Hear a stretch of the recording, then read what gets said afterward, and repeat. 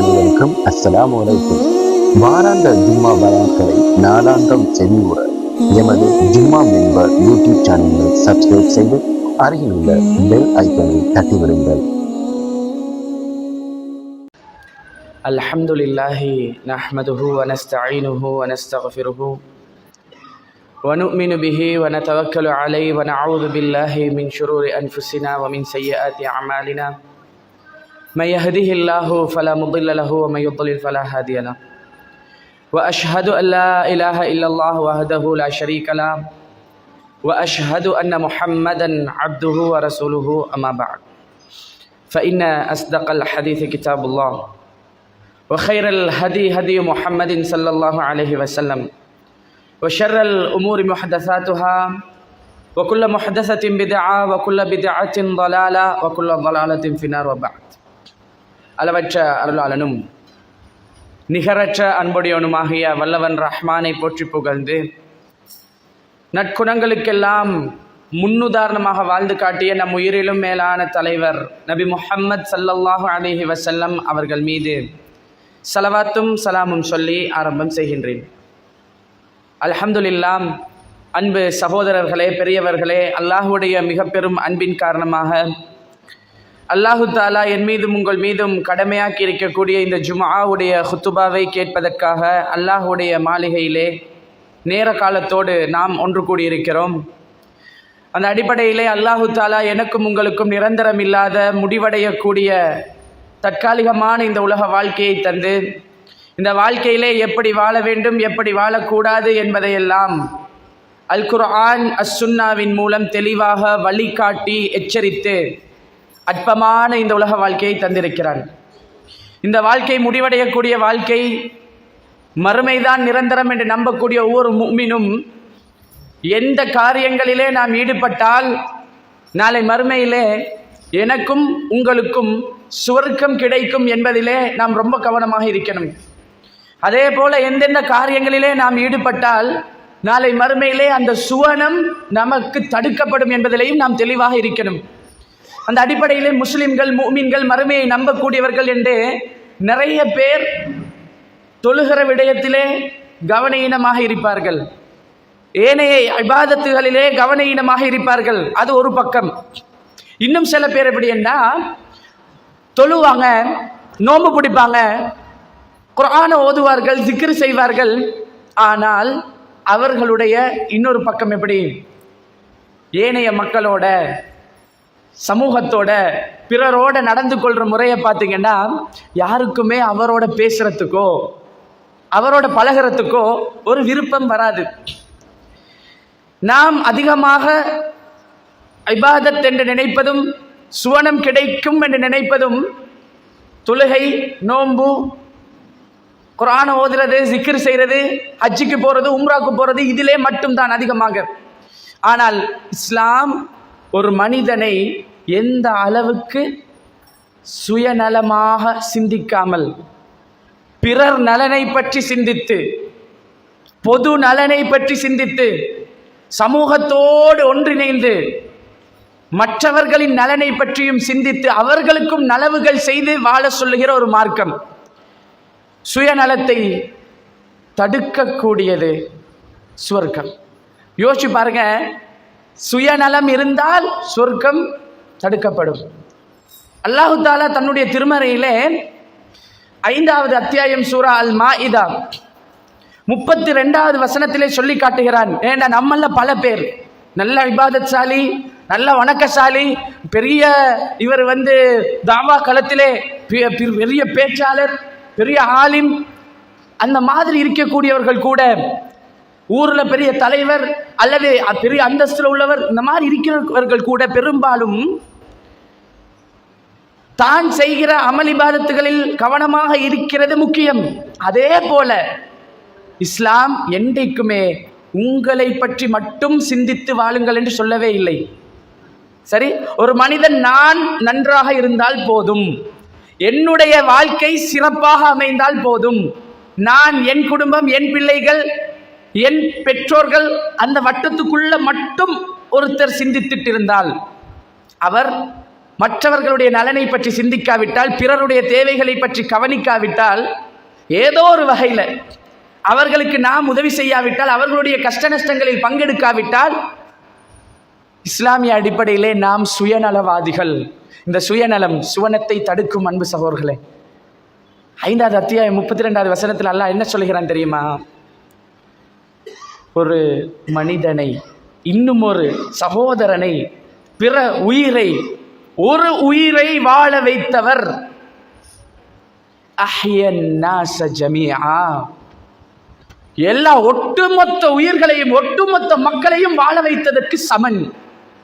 இப்ப இங்க இஸ்லாம் எதை நமக்கு அதிகமாக சொல்லித் தருது? நீங்க ஒரு ஆள் இன்னொரு மனிதனுடைய விஷயத்திலே உதவி செய்து அவருக்கு வாழ்வதற்கான ஏற்பாடுகளை செய்து கொடுக்கிறீங்களா? பொருளாதார வசதிகளை அவர்களுக்கு ஏற்படுத்தி கொடுக்கிறீர்களா? ஒரு மனிதனை வாழ வைத்தால் எல்லா உயிர்களையும் வாழ வைத்ததற்கு சமன். சுப்ஹானல்லாஹ். இன்னொரு மனிதனுக்கு உதவி செய்கிற விடயத்தை எப்படி அல்லாஹு தஆலா வரவேற்கிறான்?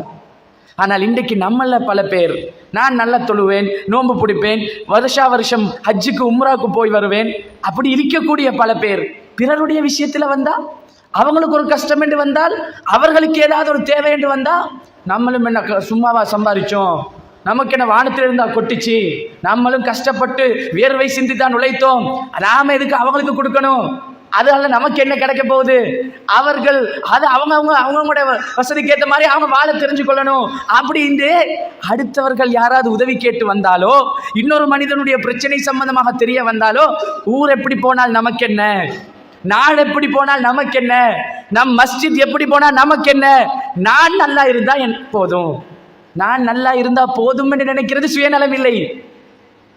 நல்லா புரியணும். என் புள்ள, என் மனைவி, என் பெற்றோர்கள் நல்லா இருந்தால் போதும் என்று நினைப்பது சுயநலம் இல்லை. ஆனால் நாம் மட்டும் நல்லா இருந்தால் போதும் என்று நினைக்கிறது இருக்கிறது, அதுதான் சுயநலம். நாம மட்டும் நல்லா இருந்தா போதும், நாம மட்டும் நல்லா வாழ்ந்தால் போதும், நாம மட்டும் நல்லா உடுத்தா, நாம மட்டும் நல்லா சாப்பிட்டா, மற்றவர்கள் எப்படி போனாலும் எனக்கு என்ன, அது என் விஷயம் அல்ல என்று ஒரு முஃமின் அப்படி நினைக்க இயலாது, நினைக்க கூடாது. அல்லாஹ்வுடைய தூதர் ஈமான் சம்பந்தமாக சொல்றாங்க, இறை நம்பிக்கை சம்பந்தமாக சொல்றாங்க. அபூ ஹுரைரா ரலியல்லாஹு அன்ஹு அவர்கள் அறிவிக்கக்கூடிய இந்த செய்தி இமாம் முஸ்லிம் அவர்கள் 35வது செய்தியாக பதிவிடுகிறார்கள். அல்லாஹ்வுடைய தூதர் சொல்றாங்க, இறை நம்பிக்கை என்பது, ஈமான் என்பது 60க்கும் 70க்கும் இடைப்பட்ட கிளைகள். இதில் ஆக உச்சம், ஆக மேல் படித்தரம் எது தெரியுமா? லா இலாஹ இல்லல்லாஹ் முஹம்மது ரசூலுல்லாஹ், அல்லாஹ்வை தவிர வேறு யாரும் இல்லை. இதானே ஏகத்துவம், இதானே ஓரிரை கொள்கை, இதானே அகீதா. அல்லாஹ்வுடைய தூதர் நபி முஹம்மது ஸல்லல்லாஹு அலைஹி வஸல்லம் என்று நான் சாட்சியம் சொல்கிறேன். இதுதான். இதிலே உறுதியாக வாயால சொல்வது என்பது வேறு, வாழ்க்கையிலே இக்கட்டான சூழ்நிலைகள் வரும்போது, பேரிழப்புகள் வரும்போது, கஷ்டங்கள் துன்பங்கள் வரும், எப்படிப்பட்ட சூழ்நிலையிலும் இதிலே உறுதியாக இருப்பது என்பது, அதுதான் உண்மையா இறை நம்பிக்கையிலே உச்ச கட்டம். அதே ஹதீஸ்ல அல்லாஹ்வுடைய தூதர் சொல்றாங்க, இறை நம்பிக்கையின் கடைசி தரம் என்ன தெரியுமா? மிகவும் குறைந்த தரம், சாதாரண தரம் என்ன தெரியுமா? ஒரு மனிதன் பாதையிலே நடந்து போகிறான், போகிற வழியிலே இன்னொருத்தருக்கு, சரி, மனிதர்களுக்கு தீங்கு விளைவிக்கக்கூடிய ஏதாவது ஒரு கல்லோ முள்ளோ ஆணியோ கண்ணாடியோ ஏதோ ஒன்று தீங்கு விளைவிக்கும், குத்திப்படும், நோவினை ஏற்படுத்தும் என்று ஏதாவது ஒரு பொருளை காண்றார்.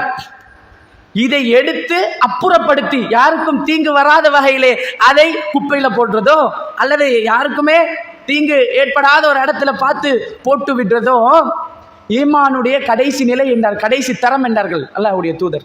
இப்ப நாங்க பல பேர் இந்த ஹதீஸ் எப்படி விளங்கி வச்சிருக்கிறோம் தெரியுமா? இறை நம்பிக்கை அல்லாஹ்வை நம்புறது தானே ஆக பெருசு, நாம அல்லாஹ்வை நம்புறோம் தானே, சரி, நாம ஓரிரை கொள்கையில உறுதியா இருக்கிறோம் தானே. பாதையில போற நேரம் காணுகிறோம் ஒரு கண்ணாடி போத்தல் உடைஞ்சி கண்ணாடி அப்படியே நிக்குது, போற ஒரு சின்ன புள்ளட காலில் குத்தலாம், ஒரு பைக்ல டயரை பஞ்சர் ஆக்கலாம், காணுகிறோம், கண்டுட்டும் நாம் அப்படியே கடந்து போகிறோம். ஒரு ஆணி இருக்குது, ஒரு முள் இருக்குது, பாதையில கிடக்குது, அல்லது மனிதர்கள் பாவிக்கக்கூடிய ஒரு இடத்துல இருக்குது, கண்டு விட்டு அல்லாஹ் காப்பாத்தினா. ஏன் கால குத்தல்ல, நல்ல வேலை கண்டுட்டேன். நம்ம அதிகமானவங்க எப்படி தெரியுமா, கண்ட பிறகும் போட்டவங்களுக்கு ஏசுவோமே தவிர, சரி யாருமே இல்லாட்டியும் யாரு போட்டதோ தெரியா, இப்படி அக்கறையே இல்லாம நடந்து கொள்றாங்க அப்படின்னு சொல்லிவிட்டு போவோமே தவிர, உள்ளத்தை தொட்டு சிந்தித்து பாருங்கள். எத்தனை பேருக்கு பைக்லையோ ஆட்டாலையோ போறோம், காணுகிறோம், ஒரு கண்ணாடி இருக்குது, ஒரு ஒரு ஒரு நிமிடம் போகுமா சகோதரர்களே, கொஞ்சம் ஓரமாக்கி நிப்பாட்டிட்டு அந்த கண்ணாடியை எடுத்து யாருக்கும் தீங்கில்லாத ஒரு இடத்துல வீச, அல்லது அதை கொண்டு போய் ஒரு குப்பையில போட்டு விட. இது ஈமானின் கடைசி தரம் என்றால் நிறைய பேர் இதுக்கு பெருசா நன்மை இருக்காது, இது சும்மா சாதாரண விஷயம் தானே, ஈமான்ட கடைசி படித்தரம் தானே, இதுக்கு நன்மை இல்லை என்ற மாதிரி அதை பெருசா பொருட்படுத்துறதில்லை. அன்பு சகோதரர்களே, இது நன்மையில எது உச்சம், நன்மை கிடைக்கிறதுல எதுக்கு அதிகமான நன்மை என்று சொன்ன விடயம் அல்ல. இதுக்கு 10 நன்மை, இதுக்கு 100 நன்மை என்று சொன்ன விஷயம் அல்ல. ஈமானுடைய கிளைகள், இறை நம்பிக்கையின் படித்தரங்கள்ல இது கடைசி படித்தரம் என்றால், கல்வியில ஒரு புள்ள நல்லா படிச்சு பாஸ் பண்ணி பெரிய ஒரு இடத்துக்கு வரணும் என்றா ஆரம்பம் எது? பாலர் பாடசாலை தானே, பாலர் பாடசாலை தானே. நேசரி மோண்டசூரின்னு சொல்லுவோமா இல்லையா? மோண்டசூரியில நேசரியிலேயே ஒரு புள்ள ஃபெயில் என்றா, அது கூட ஆரம்பமே இல்லை என்றால் நாம் என்ன சொல்லுவோம்?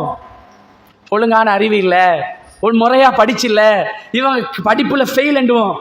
அதே மாதிரி இது இந்த குணம் கூட ஒருத்தரிடத்திலே வரவில்லை என்றால், நீங்க ஓரிரை கொள்கையில உறுதியா இருப்பதும் ஷிர்க்குக்கு எதிராக போராடுவதும் அதெல்லாம் ஈமான்ல உச்சம். இது சாதாரணம். இது கூட ஒருத்தரிடத்திலே இல்லை என்றால் ஈமான்ல அவர் ஃபெயில் என்ற அர்த்தம், ஈமான்ல பெரிய ஓட்டை இருக்குது என்ற அர்த்தம். நம்மள எத்தனை பேர், ஏன்னா இது நம்மோடு சம்பந்தப்பட்ட விஷயம் மட்டும் இல்லை. ஒரு சுயநலவாதியாக ஒருத்தர் இருந்தா, நான் தப்பிச்சிட்டேன், நான் கண்டுட்டேன், எனக்கு பாதிப்பு இல்லை, என் வாகனத்துக்கு ஒன்றுமாகவில்லை என்று அவர் பாட்டில் வைத்திருவார். ஆனா இஸ்லாம் சுயநலவாதியாக வாழ சொல்லவில்லை.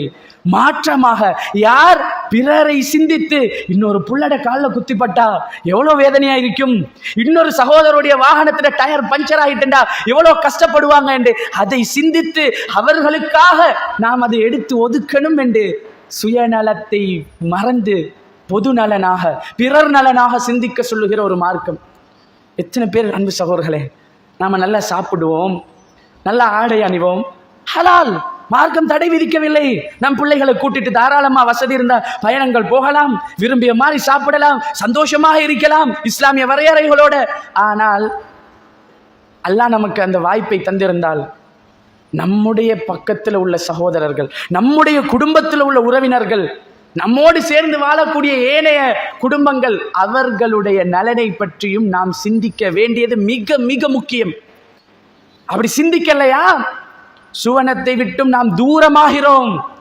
யார் அதை பற்றி சிந்திக்கிறாரோ அவர் சுவனத்தை நெருங்குகிறார்.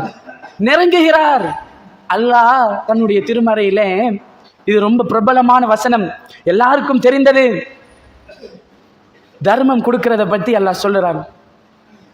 மக்களுக்கு சதகாக்கள், அன்பளிப்புகள், இதை பற்றி இறைவன் சொல்லுகிறான். நாம பெரும்பாலும் அதிகமானவர்கள் இன்னொருத்தருக்கு ஏதாவது கொடுக்கிறேன்டா எதை கொடுக்கிறோம் தெரியுமா?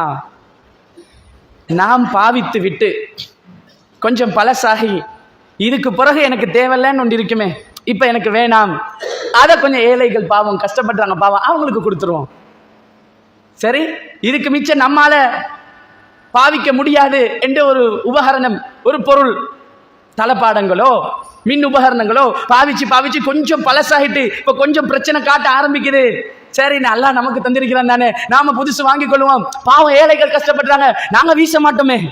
அதுல எப்படின்னா, நான் வீசுறது இல்லை, நாங்க ஏழைகளுக்கு தான் கொடுப்போம், நான் சும்மையே அநியாயமாக்க, இந்த மாதிரி பாவித்து வீசக்கூடிய நிலைமையில இருக்கிறது, பிஞ்சு போனது, அழுக்கு படிஞ்சது, உபயோகிக்க ரொம்ப கஷ்டமானது, அதைத்தான் மற்றவர்களுக்கு கொடுக்கிறதுக்கு நம்முடைய உள்ளம் சொல்லுது. அல்லாஹு தாலா திருமறையிலே சொல்லி காட்டுகிறான். அன்பு சகோதரர்களே, இந்த வசனத்தை எத்தனை தடவை நம்முடைய காதுகளில் கேட்டிருப்போம். 3வது அத்தியாயம் சூரா ஆல இம்ரான் 92வது வசனத்திலே ரப்புல் ஆலமீன் சொல்லி காட்டுகிறான், லன் தனாலுல் பிர்ர ஹத்தா துன்ஃபிகு மிம்மா துஹிப்பூன். நீங்கள் விரும்புகின்றவற்றிலிருந்து நீங்கள் செலவு செய்யாத வரைக்கும் நன்மையை பெற்றுக்கொள்ளவே மாட்டீர்கள். சுப்ஹானல்லாஹ். நாங்க செலவு செய்யறது எதை? நாம பாவிச்சிட்டு போதும் என்று இருக்கிறதுல இருந்து தான் அடுத்தவங்களுக்கு கொடுக்க நினைக்கிறோம். அல்லாஹ் சொல்லுகிறான், எதை நீங்கள் விரும்புகிறீர்களோ அதுல இருந்து அல்லாஹ்வுக்காக கொடுங்க, அது வரைக்கும் நன்மையை பெற்றுக்கொள்ள மாட்டீர்கள். இந்த வசனத்தை படிச்சுட்டு அபூ தல்ஹா ரலியல்லாஹு அன்ஹு அல்லாஹ்வுடைய தூதரிடத்தில் வருகிறார். யா ரசூலல்லாஹ், என்னுடைய தோட்டம் பைருஹா அல்லாஹ்வுடைய தூதருக்கும் மிக விருப்பமான இடம், அது மிகப்பெரிய பேரீச்சம் பல தோட்டம், என்னுடைய மிக விருப்பமான இடம் இதுதான், நான் ஆசைப்படுற ஒரு சொத்து இதுதான், நான் விரும்புறதில் இருந்து தான் செலவழிக்கும்படி அல்லாஹ் சொல்லுகிறான். இந்த முழு தோட்டத்தையும் அல்லாஹ்வுக்காக நான் கொடுத்து விடுகிறேன் என்றார். சுப்ஹானல்லாஹ். அந்த குர்ஆன் வசனம் அந்த உத்தம தோழர்களை மாற்றியதுண்டா, நாம மொத்த சொத்தையெல்லாம் கொடுக்க தேவையில்ல, கொடுக்கிறதுல நல்லதை கொடுப்போம். ரமலான் காலங்கள் வருகிறது, நிறைய பேர் வசதி உள்ளவர்கள் சதகாக்கள் தர்மங்கள் கொடுக்கிறதுக்காக தயாராகி கொண்டிருப்பார்கள். எப்படி கொடுப்பார் அல்லாஹ் பாதுகாக்கணும். கொடுப்பவர்களை நான் குறை சொல்லவில்லை, அது உண்மையா, அதுவே பெரிய ஒரு பாக்கியம். ஆனால் கொடுக்கும் போது சுயநலவாதியாக சிந்தித்து கொடுக்க கூடாது. நம்ம வீட்டுக்கு வாங்கும் போது ஒரிஜினல் கீரி சம்பா, ஏழைகளுக்கு கொடுக்கிறதுக்கு எது விலை குறைஞ்ச நாட்டு அரிசி, குத்து அரிசி, உடைஞ்ச அரிசி, விலை எது குறைவோ அதால பார்த்து ஒரு 100 பார்சல் அடிச்சிருங்க, கொடுத்துருவோம். நம்ம வீட்டுக்கு வாங்கும் போது இருக்கிறதுல எது பெஸ்ட், எது நல்ல அரிசி, எது கீரி சம்பா, எது பாஸ்மதி, இப்படி பார்ப்பாங்க. ஏழை மக்களுக்கு கொடுக்கும் போது இருக்கிறதுல தரம் குறைந்த விலை குறைந்த பொருட்கள். நம்ம வீட்டுக்கு வாங்கினா ஆக விலை உயர்ந்த பொருட்கள். இஸ்லாம் எதை வரவேற்கிறது, எதை கொடுக்க சொல்லுகிறது? அல்லாஹ்வுடைய தூதர் சொன்னாங்க. மிக முக்கியமான செய்தி, அனஸ் ரலியல்லாஹு அன்ஹு அவர்கள் அறிவிக்கக்கூடிய செய்தி, இமாம் புகாரி அவர்கள் 13வது செய்தியாக பதிவிடுகிறார்கள். லா யுமினு அஹதுக்கும், உங்களிலே யாரும் முஃமினாக முடியாது என்றார்கள். சாதாரண விஷயம் அல்ல அன்பு சகோதரர்களே, ஈமானோடு சம்பந்தப்பட்ட விஷயம். சொர்க்கம் வேணும், நரகத்திலிருந்து பாதுகாப்பு வேணும் என்று விரும்புகிறோம். நீங்கள் யாருமே மூமினாக முடியாது என்றார்கள் அல்லாஹ்வுடைய தூதர். ஹத்தா, எதுவரைக்கும் தெரியுமா? எதுவரைக்கும் தெரியுமா? நீங்கள் விரும்புகிற விஷயத்தை உங்களுடைய சகோதரனுக்கு நீங்கள் விரும்பாத வரைக்கும் நீங்கள் மூமின் அல்ல என்றார்கள். எது உங்களுக்கு விருப்பமோ அதைத்தான் உங்களுடைய சகோதரர்களுக்கும் ஏனைய மனிதர்களுக்கு அதைத்தான் விரும்பணும். என்னை பத்தி ஒருத்தர் தப்பா பேசுறதை நான் விரும்பவில்லை என்றால் இன்னொருத்தரை பத்தி நான் தப்பாக பேசுறதை அவர் விரும்புவாரா? இல்லை. என்னை பத்தி யாரும் பேசுறதை நான் விரும்ப மாட்டேன் என்றால் அவரை பத்தி பேசுறதை அவரும் விரும்ப மாட்டார் தானே. அப்ப எனக்கு என்னை பற்றி பேசுவது விருப்பம் இல்லை என்றால் அவரை பற்றி பேசுவது அவருக்கும் விருப்பம் இல்லாம இருக்குமே. அப்ப நான் பேசக்கூடாது. அவர்கள் இல்லாத இடத்திலே அவர்களை பற்றி பேச வேண்டாம். பிறர் சகோதரனுக்கு நீங்கள் விரும்புறதை அவருக்கும் விரும்பாத வரைக்கும். ஒரு ஆடையை வாங்கி கொடுக்குறோமா, நாம் என்ன பார்ப்போம்? எது ரொம்ப காலத்துக்கு பாவிக்கும், எது நல்ல குவாலிட்டி, எது நல்ல புடவை பார்த்து தான் வாங்க போகிறோம் நமக்குண்டு வரும்போது. ஆனால் இந்த வெள்ளத்தால் பாதிக்கப்பட்டார்கள் மக்கள். அல்லாஹ் அருள் புரியணும். தூய்மையான இஹ்லாஸோடு நல்ல எண்ணத்தோடு அல்லாஹ்வுக்காக சமூகத்துடைய அக்கறையோடு பல பேர் லட்சக்கணக்கிலே செலவழித்தார்கள். அல்லாஹ் அவர்களுக்கு அருள் புரியணும். அதுலேயும் சில பேர், இப்போ நாம் கொடுக்காட்டி ஊர் என்ன நினைக்கும், மஸ்ஜித் நிர்வாகம் என்ன நினைக்கும், மக்கள் என்ன நினைப்பார்கள், கொடுக்கத்தான் வேணும், என்ன செய்ய, கொடுக்காட்டி கெட்ட பேர் வந்துருமே என்பதற்காக இருக்கிறதிலேயே ஆக தரம் குறைந்த ஆடைகள், இருக்கிறதிலே ஆக தரம் குறைந்த பொருட்களை பார்த்து செலவாகிருமே என்பதற்காக ரொம்ப மக்களுக்கு தரம் குறைந்த பாவிப்பதற்கு தகுதியற்ற பொருட்களை எல்லாம் சதக்காக்கள் என்ற பேர்ல கொடுத்துட்டு அவர்கள் கஷ்டப்படுவாங்க. ஏன் இதை தர்றதை தராம இருக்கலுமே என்று மக்கள் நினைக்கிற அளவுக்கு தரம் குறைந்த பொருட்கள், பாவிக்க இயலாத விஷயங்களை நாம் தர்மம் சதக்கா என்று கொடுத்துட்டு இருக்கிறோம். அன்பு சகோதரர்களே, நம்முடைய வாழ்க்கையில ஒரு விஷயத்தை புரிந்து கொள்ளணும். இஸ்லாம் எதை நான் விரும்புகிறேனோ அதைத்தான் மற்றவர்களுக்கும் விரும்ப சொல்லுகிறது. அது வரைக்கும் நீங்கள் மூமின் இல்லை. மூமின் இல்லாத ஒருத்தரால் சொர்க்கத்துக்கு போகலாமா? தொழுதால் சொர்க்கம் போகலாம் என்று நம்பிட்டு இருக்கிறோமே. தொழுதால் சொர்க்கம் போகலாம், தொழுதால் மட்டும் சொர்க்கம் போக முடியாது. ரமலான் வருது, நோம்பு பிடிக்க போறேன், இரவு முழுக்க நின்று வணங்க போறேன் நினைச்சிட்டு இருக்கிறோம். ஆனால் நோன்பு பிடிப்பதால் மாத்திரம், இரவு முழுக்க நின்று வணங்குவதால் மாத்திரம் ஒருவரால் சொர்க்கம் நுழைய முடியாது. தன்னலம் இல்லாமல், சுயநலவாதியாக இல்லாமல், மற்ற மனிதர்களையும் பற்றி சிந்தித்து, பொது நலனை பற்றி சிந்தித்து, நம்மால முடிந்த அளவுக்கு பொருளாதாரத்தால முடியுமா, மக்களுக்கு அள்ளி அள்ளி கொடுப்போம். நாம் விரும்புவதிலிருந்து கொடுப்போம். நம்மை போல அவர்களையும் நினைத்து கொடுப்போம். பொருளாதாரம் இல்லையா, வசதி இல்லையா, இருக்கிறதுல இருந்து கொடுங்க தான் இஸ்லாம் சொல்லுது. தர்மங்களிலேயே சிறந்த தர்மம் எது தெரியுமா? உங்களுக்கு தேவை இருந்தும் வறுமையை நீங்கள் அஞ்சியும் அப்ப கூட கொடுக்கிற தர்மம் இருக்கிறதா இல்லையா? அதுதான் சிறந்த தர்மம். நமக்கே இல்லாம போய்த்திருமா என்ற பயம் இருக்கிற நேரத்தில் ரப்பின் மீது நம்பிக்கை கொண்டு எனக்கு சொர்க்கம் வேண்டும் என்பதற்காக நான் சுயநலவாதியாக மட்டும் சிந்திக்காமல் மற்றவர்களையும் பற்றி சிந்தித்து, ஏழை மக்களை பற்றி சிந்தித்து அவர்களுக்காக கொடுத்தோம் என்றால் அல்லாஹ் அதிலே மிகப்பெரிய நலவை நமக்கு வைத்திருக்கிறான். அந்த அடிப்படையிலே ரமலானுடைய மாதத்தை நெருங்கிக் கொண்டிருக்கிறோம். நன்மைகளை அள்ளி அள்ளி அல்லாஹ் தருகிறான். அதிகமான அமளிபாதத்துகள் செய்யக்கூடிய இந்த மாதத்திலே நம்மை பற்றி மட்டும் சிந்தித்து விடாமல், மஸ்ஜிதுடைய நலனை பற்றி, ஊரினுடைய நலனை பற்றி, ஏழை மக்களுடைய வாழ்க்கை பற்றி நம்மால முடிந்த அளவுக்கு சிந்தித்து, பொருளாதாரத்தால் முடியாவிட்டாலும் நம்முடைய உடம்பால், நம்முடைய அறிவால், அல்லாஹ் அறிவை தந்திருக்கிறான்னு வைங்க, காசு செலவழிக்க முடியாதா? உங்களுடைய அறிவை ஏழை மக்களுக்கு, இல்லாதவர்களுக்கு அதை இலவசமாக சொல்லிக் கொடுப்பது மிகப்பெரிய தர்மம். நான் சும்மா சொல்லிக் கொடுத்தா எனக்கு என்ன கிடைக்கும் என்று சுயநலவாதி யோசிப்பார். நான் சொல்லிக் கொடுத்தால் மறுமையிலே அல்லாஹ் எனக்கு தருவானே என்று உண்மையான மூமின் சிந்திப்பார். அந்த அடிப்படையில் நம்மால சமூகத்துக்கு எதை கொடுக்கலாமோ, நம்ம வாரத்தில் ஒரு நாள் குத்துபாவுக்கு ஜும்மாவுக்கு வந்துட்டு போகிறோம். சில பேர் இதிலே ஒரு 10 வீதம் 20 வீதம் அன்றாடம் ஜமாத்து தொழுகைக்கு வந்துட்டு போவார்கள். எத்தனை பேர் மஸ்ஜிதை பற்றி சிந்தித்தோம்? அல்லாஹ்வுடைய மாளிகையே, இதை பற்றி நான் எத்தனை பேர் சிந்திச்சிருக்கிறோம்? என்னுடைய கையால் இந்த மஸ்ஜிதை ஒரு நாள் நான் கூட்டி பெருக்கி சுத்தம் செய்திருக்கிறேனா? என்னுடைய காசிலிருந்து இந்த மஸ்ஜிதிலே ஒரு லைட், ஒரு ஃபேன் என்றைக்காவது நான் வாங்கி கொடுத்திருப்பேனா? நாம் எப்படி சிந்திக்கிறோம் தெரியுமா? நான் ஏன் கூட்டணும், அதுக்கு தானே ஆள் வச்சிருக்கிறேன் சம்பளம் கொடுத்து, அப்ப எதுக்கு அவரை வச்சிருக்கிறேன், இப்படித்தான் சிந்திக்கிறோமே தவிர, எத்தனை பேர் வேணாலும் இருக்கட்டும், எனக்கு நன்மை வேணுமா? அல்லாஹ்வுடைய வீட்டை நான் ஒரே ஒரு நாள் வந்து கூட்டி சுத்தம் பண்ணி எல்லாம் கழுவி கொஞ்சம் அழகாக வைக்கணுமே. என்னுடைய செலவுல ஒரே ஒரு கதிரை, ஒரே ஒரு லைட் இந்த மஸ்ஜிதிலே நான் வாங்கி கொடுத்தால் அது பத்துற காலமெல்லாம், அந்த ஃபேன் சுத்துற காலமெல்லாம், மக்கள் இந்த மஸ்ஜிதிலே தொழும் காலமெல்லாம், நான் மௌத்தாகினாலும் எனக்கு அந்த நன்மை வந்து சேர்ந்துட்டே இருக்குமே. இந்த சிந்தனையோடு என் குடும்பம் மட்டும் நல்லா வாழ்ந்தால் போதும், என் பிள்ளைகளோடு என் மனைவியோடு நான் சந்தோஷமாக இருந்தால் போதும் என்ற சிந்தனையை நிப்பாட்டிவிட்டு நாமளும் நல்லா இருக்கணும், நம்மை சுற்றியுள்ளவர்களும், அண்டை வீட்டாரும், நம்முடைய ஊரும், நம்முடைய உறவினர்களும், நம்மால முடிந்த அளவிற்கு எல்லாரையும் சேர்த்து எல்லாருக்கும் கொடுத்து எல்லாரோடையும் நல்ல முறையில் நடந்து கொள்வோம் என்ற சிந்தனையை ரப்புல் ஆலமீன் எனக்கும் உங்களுக்கும் தர வேண்டும். அப்படி சிந்தித்து வாழ்ந்து மரணிக்கக்கூடிய நல்ல மக்களாக வல்லவன் ரஹ்மான் என்னையும் உங்களையும் ஆக்கி அருள் புரிவானாக. அல்ஹம்துலில்லாஹ் அல்ஹம்துலில்லாஹி அல்லதி ஹதானா லிஹாதா வமா குன்னா லினஹ்ததிய லௌலா அன் ஹதானல்லாஹ்.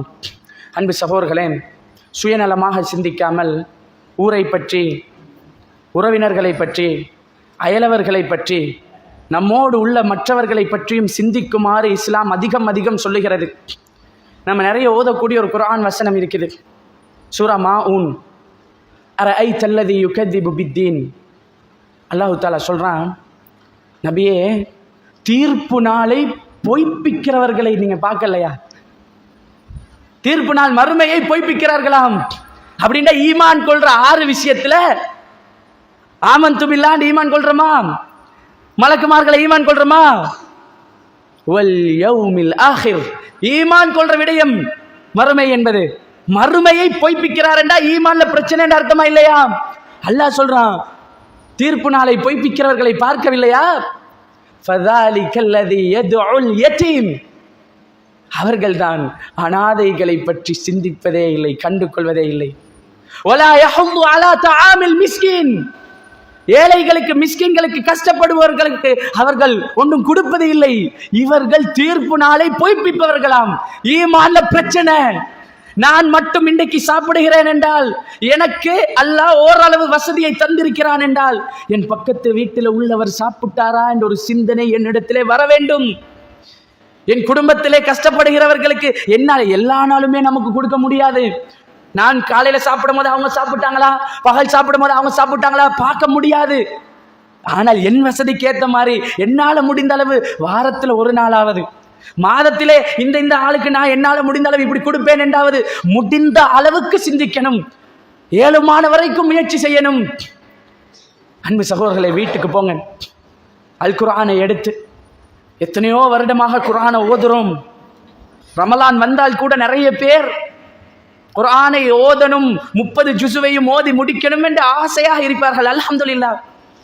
ஆனால் குர்ஆனை வெறுமனே அரபியில் ஓதிவிட்டு நான் 30 ஜுசுவை ஓதி முடித்து விட்டேன் என்று சந்தோஷப்படுவதற்கு அல்ல குர்ஆன் சகோதரர்களே. ஷஹ்ரு ரமலான், இதை சொல்லும் போதே உள்ளங்கள் கலங்கணும்.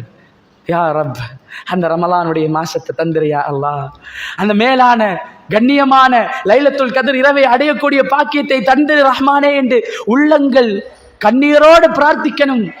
இந்த மாதம் ரசூலுல்லாஹ் சுபஹானல்லாஹ் வீசும் காற்றை விட வேகமாக கொடுப்பார்கள். இந்த மாதத்திலே குர்ஆனை ஓதுறதுக்கு மட்டும் இல்லை, கியாமுல் லைல் தொழுகிறதுக்கு மட்டும் இல்லை, தர்மம் செய்கிறதை அதிகம் அதிகம் அதிகம் இஸ்லாம் ஊக்கப்படுத்திய மாதம் இது. அப்போ இந்த மாதத்திலையும் நாம் வெறுமனே தொழுதுட்டு குர்ஆனை ஓதிட்டு விக்ரு செஞ்சுட்டு நம்முடைய நன்மை என்று அதை மட்டும் சிந்தித்தோம் என்றால் ஞாபகம் வைத்துக் கொள்ளுங்கள், நாம கொடுக்கிறதுல மிகப்பெரிய நன்மை இருக்குது. அடுத்தவங்களுக்கு கொடுக்கிறோம், அவருக்கு கொடுத்தா என்ன கிடைக்கும் அப்படித்தானே நினைக்கிறோம். சுயநலமாகவே சிந்தித்தால் கூட, எனக்கு என்னாண்டு சிந்தித்தால் கூட, கொடுத்தால் கொடுக்கிறது அடுத்தவங்களுக்கு நாங்க ஏன் நினைக்கணும்? என் மறுமைக்காக, என்னுடைய சொர்க்கத்துக்காக, நான் ஜன்னத்துல் ஃபிர்தௌஸிலே இருக்கணும் என்பதற்காக நான் கொடுக்கிறேன். இப்படி சிந்திச்சு கொடுங்க. மறுமையுடைய விஷயத்திலே சுயநலமாக சிந்திக்கலாம். புரியுதா? அதனால அன்பு சகோதரர்களை, நீங்க வீட்டுல போய் 76வது அத்தியாயம் 74வது அத்தியாயம் சூரா முதஸ்ஸிர் கட்டாயமாக கொஞ்சம் வீட்டுல போய் எடுங்க. வெறுமனே அரபால ஓதிவிட்டு மூடி வைப்பதற்கு குர்ஆனை அல்லாஹ் தரவில்லை. அதனுடைய அர்த்தத்தை, மொழிபெயர்ப்பை பார்த்து விளங்கி வாழ்க்கையிலே நடைமுறைப்படுத்துவதற்குத்தான் குர்ஆன். 74வது அத்தியாயம் 40வது வசனத்திலிருந்து கொஞ்சம் ஓதி தமிழ் மொழிபெயர்ப்பையும் வாசித்து பாருங்க. அல்லாஹ் நரகவாதிகளை பற்றி சொல்லுகிறான். சொர்க்கத்தில் உள்ளவர்கள் நரகவாதிகளோடு பேசுகிற சம்பவம் சகோதரர்களை, சுபஹானல்லாஹ். ரமலான் வருது என்று சிந்தித்தாலே நமக்கு சந்தோஷம். ஏன் சந்தோஷம்? நன்மைகளை அள்ளி அள்ளி செய்யக்கூடிய கிடைக்கக்கூடிய மாதம். நன்மையை செஞ்சா சொர்க்கம் கிடைக்கும். சொர்க்கம் தானே லட்சியம், சொர்க்கம் தானே தேவை. அதற்காகத்தானே இவ்வளவு கஷ்டப்படுறோம். இந்த சொர்க்கம் வேணுமென்றால், அந்த நரகத்தில் இருந்து பாதுகாப்பு வேணுமென்றால் இந்த வசனத்தை நன்றாக புரியணும். சுவர்க்கவாதிகள் நரகத்தில் உள்ளவர்களோடு பேசுவாங்களாம். பாவிகளை பார்த்து, நரகத்தில் உள்ளவர்களை பார்த்து கேட்பார்களாம், மா சலக்கக்கும் ஃபீ சக்கர். சூரா முத்தஸ்ஸிர் 74வது அத்தியாயம் மனதிலே பதிய வைத்துக் கொண்டு வீட்டில் போய் திறந்து பாருங்க, வாசித்து பாருங்கள். 40வது வசனத்திலிருந்து ஒன்றொன்றாக என் இறைவன் என்ன சொல்லுகிறான் என்று கொஞ்சம் கவனித்து பாருங்கள். நரகத்தில் உள்ளவர்களை பார்த்து, சக்கர் என்ற இந்த நரகத்தில் உங்களை நுழைவித்தது எது? நரகத்தில் பல நரகங்கள் இருக்குது. ஒவ்வொரு நரகங்கள், சொர்க்கத்திலையும் ஒவ்வொரு படித்தரங்கள், சொர்க்கத்துக்கு ஒவ்வொரு சொர்க்கங்கள். அது மாதிரி சக்கர் என்ற ஒரு நரகம், பயங்கரமான நரகம். சக்கர் என்ற நரகம் யாருக்கு தெரியுமா? கேட்கிறாங்க, எது உங்களை நுழைவித்தது? அந்த சக்கர் என்ற நரகத்திலே வேதனை செய்யப்பட்டு கொண்டிருப்பவர்கள் சொல்லுவார்களாம், காலு லம் நகு மினல் முஸல்லீன். நாங்கள் தொழுகையாளிகளாக இருக்கவில்லை, தொழாம வாழ்ந்துட்டோம், தொழுகையை மறந்துட்டோம். அதோடு சொல்லுவார்களாம், வலம் நகு நுத்இமுல் மிஸ்கீன். நாங்கள் மிஸ்கீன்களுக்கு உணவளிக்கவில்லை என்றுவார்களாம். சுப்ஹானல்லாஹ். குன்னா நஹூது மஅல் காயிலீன். வீணான காரியங்களில் மூழ்கி கிடந்தவர்களோடு சேர்ந்து நாங்களும் மூழ்கி கிடந்தோம். அன்பு சகோதரர்களே, சுயநலமாக சிந்திக்கக்கூடிய ஒருத்தர் என்றைக்கும் தன் சந்தோஷத்தை பற்றி மட்டும் சிந்திப்பார், தன் வாழ்க்கையை பற்றி மட்டும் சிந்திப்பார், தன் பிள்ளைகளை பற்றி மட்டும் சிந்திப்பார். மறுமையிலே சக்கர் என்ற நரகத்திலே வேதனை செய்யப்பட்டு கொண்டிருக்கும் போது அவர்களே சொல்லுவாங்க, நாங்க தொழல, நாங்க ஏழைகளுக்கு உணவளிக்கவில்லை, வீணான காரியங்கள், வீணான செயல்களில் மூழ்கி கிடந்தோம். இன்னைக்கு வீணான காரியங்கள் என்றால் நிறைய சுயநலவாதிகள் தான். எனக்கு என்ன செஞ்சா சந்தோஷமோ அதில் மட்டும்தான் அவர்கள் ஈடுபடுவார்கள். நான் எதை செய்தால் என்னுடைய அயலவர்கள் சந்தோஷப்படுவார்கள், நான் எதை செய்தால் இந்த ஊருக்கு ஒரு நலன் கிடைக்கும். சுயநலமாக சிந்திப்பவர் தன் சந்தோஷத்தை பற்றி மட்டும் சிந்திப்பார். ஆனால் வீணான காரியங்களிலே மூழ்கி கிடப்பது அதிகம். சுயநலமின்றி ஊர் நலன் பற்றி, பிறர் நலன் பற்றி, பொது நலன் பற்றி சிந்திக்கக்கூடிய ஒருத்தர் அவர் வீணான காரியங்களில் மூழ்கிறது குறைவு இல்லை. அவர்கள் என்றைக்கும் மஸ்ஜிதை முன்னேற்றுறது எப்படி, ஊர் தாவாவை முன்னேற்றுவது எப்படி, கொள்கையை சரியாக மக்கள் மன்றத்திலே நிலைநாட்டுவது எப்படி, சமூகத்தில் உள்ள பாவங்களை, கெட்ட ஹராமான காரியங்களை தடுப்பது எப்படி, ஏழை மக்களுக்கு உதவி செய்வது எப்படி. என்னால் உதவி செய்ய முடியவில்லையா? வசதி உள்ளவர்களோடு தொடர்பு கொண்டு ஏழை மக்களை தொடர்பு படுத்தி கொடுப்பது கூட மிகப்பெரிய தர்மம்தான், மிகப்பெரிய உதவிதான்.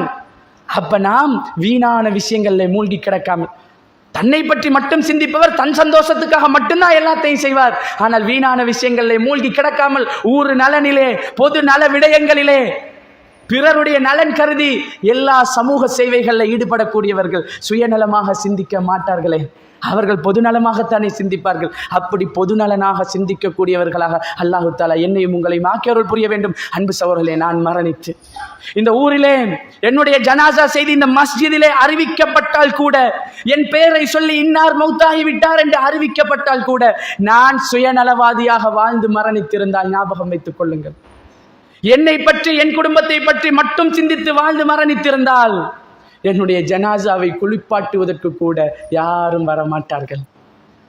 என் சந்தூக்கை தூக்கிட்டு போக கூட 4 பேர் தான் நிற்பாங்க. ஜனாசாவை கபரிலே அடக்கிவிட்டு எனக்காக ஒரு 40 பேர் நின்று, யா அல்லாஹ் இந்த மனிதருடைய பாவத்தை மன்னித்திரண்டு பிரார்த்தனை செய்கிற அளவுக்கு ஒரு 40 பேரை சேர்த்து வைத்திருக்கிறோமா சகோதரர்களே? நான் என்னால யாராவது இந்த சமூகத்திலே பலனடைந்திருந்தால், என் அறிவை கொடுத்து, என் பொருளாதாரத்தை கொடுத்து, என் உடலால் சரி, அவர்களுக்காக நான் ஏதாவது செய்திருந்தால் தான், நான் மரணித்தாலும் எங்கே இருந்தாலும் இவரா மௌத்தாகிட்டார், நான் கஷ்டப்படும் போது அவர் எனக்கு தந்தாரே, எனக்கு இல்லாத டைம்ல எனக்கு உதவினாரே, என் பிள்ளைகளுக்கு படித்து கொடுத்தாரே, அவர் மௌத்தாகிட்டாரா, அவர் தானே நமக்கு மார்க்கத்தை படித்து தந்தவர், அவர் தானே இந்த கொள்கையை சொல்லி தந்தவர், அவருக்காக போய் பிரார்த்திப்போம். ஜனாசாவுக்கு நேரில் போக கிடைக்காட்டியும் நம்முடைய வீட்டிலே இருந்து, நம்முடைய ஊரிலே இருந்து, யா அல்லாஹ் இந்த நபருடைய பாவத்தை மன்னிச்சிரு யா அல்லாஹ் என்று பிரார்த்தனை செய்வார்கள். யாருக்கு? யாருக்கு? சுயநலவாதிக்கு அல்ல, பொதுநலமாக பிறர் நலனை சிந்தித்து மற்றவர்களுக்கு உதவியவர்கள். அதனால நம்மால முடிந்த அளவுக்கு இந்த உலகம் குறுகியமான வாழ்க்கை சகோதரர்களே, நாளைக்கு நாம் மரணித்தால் நம்மை அடக்கி விடுவார்கள். அந்த ஒரு மனிதனுக்கு இறுதியாக நடக்கக்கூடிய, கடைசியாக இந்த உலகத்திலே உள்ள மனிதர்கள் செய்யக்கூடிய அந்த விஷயத்திலே பாக்கியம் பெற்றவர்களாக நாம் மாறணும் என்றால், நம்மால் முடிந்த அளவுக்கு நம் ஜனாசாவை பற்றி மக்கள் பேசும்போது ஊருடைய நலனுக்காக கஷ்டப்பட்டவர், தாவாவுடைய சேவையிலே வாழ்க்கையை கழித்தவர், தன்னை மறந்து ஊருக்காக கடமையாற்றினார், தன்னை பற்றி மட்டும் சிந்திக்காமல் சமூக நலனுக்காக சமூக அக்கறையோடு சிந்தித்து பாடுபட்டு உழைத்தார் என்றால், நம் ஜனாசாவை நம்மை கபரிலே வைத்து அடக்கி மண்ணை போட்டு மூடிவிட்ட பிறகு ஒரு 40 பேராவது அடக்கின உடனே பெய்த்திராம நம்முடைய கபரை சுற்றி நின்று அல்லாவிடத்திலே நமக்காக பிரார்த்தனை செய்யக்கூடிய நல்ல மக்களை சம்பாதித்து விட்டு பொருளாதாரத்தை சம்பாதித்துட்டோம் என்றால், நாம் மரணித்தத்தோட அது நம் பிள்ளைகளுக்கு, உறவினர்களுக்கு, ஏழைகளுக்கு பெய்த்திரும். நமக்கு அது சொந்தமில்லை. நல்ல மனிதர்களை, நமக்காக பிரார்த்திக்கக்கூடிய மனிதர்களை நாம் சம்பாதிக்கணும். சதக்கத்துல் ஜாரியாக்கள் செய்து நம்முடைய கபருக்கும் நன்மை வந்து சேர்க்கக்கூடிய அளவுக்கு பொது நலமாக சிந்தித்து பிற மனிதர்களை பற்றி சிந்தித்து வாழக்கூடிய நல்ல மக்களாக வல்லவன் ரஹ்மான் என்னையும் உங்களையும் ஆக்கி அருள் புரிய வேண்டும். இன்னஹாதிஹி தத்கிரா ஃபமன் ஷா அத்தஹத இலா ரப்பிஹி சபீலா வ ஆகிர் தஅவானா அனில் ஹம்துலில்லாஹி ரப்பில் ஆலமீன். அஸ்ஸலாமு அலைக்கும் வரஹ்மத்துல்லாஹி.